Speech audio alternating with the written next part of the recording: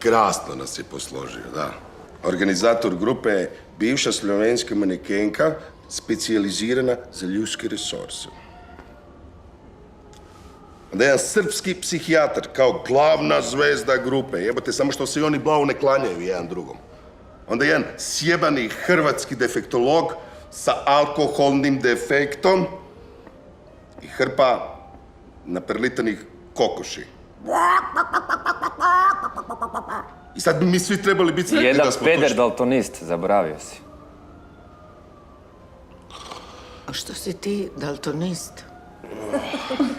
Uvjetno govoreći, riječ je o stručnjacima koji su svi psiholozi, psihijatri, defektolozi, svi su na neki način, uvjetno rečeno, bliski ljudskoj duši, odnosno popravljanju ili recimo ispravljanju ili liječenju ljudskih duša. Business connections are also not allowed in the group. Dakle, Bojane, ti pucaš u sasvim krivim smjeru. Jesi ja to dobro shvatila? Stevan seli u Ljubljanu. Nataša, ili imaš ti nešto s tim?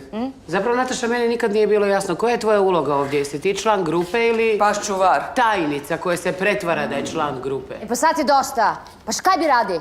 Ostavite me na miru. U filmu je prikazana jedna seansa grupne psihoterapije, odnosno edukacija 8 kandidata iz grupne psihoterapije koje educira američki profesor psihijatrije i psihoterapije. Why she can be late, we not? Why? That is the question. People, I'm apologizing again for being late. Don't apologize. Why? Because... Let's reverse, Rose. Who'll be you? A ti isti ljudi, dakle, koji bi trebali, uvjetno rečeno, pomoć nama, običnim smrtnicima da lakše živimo, su zapravo jednako ranjivi, jednako pate zapravo od istih duhovnih patnji i boli. Kakva predstava? Trebaš prijevod? Ne trebam, hvala. Jedna od najvećih kvaliteta Ladinog i Zrinkovog teksta i scenarija je to što se možemo prepoznati u svim tim ljudima. I u antici su mislili da je mozak najvlažniji organ i da je zato podložan mjesečevim mijenama.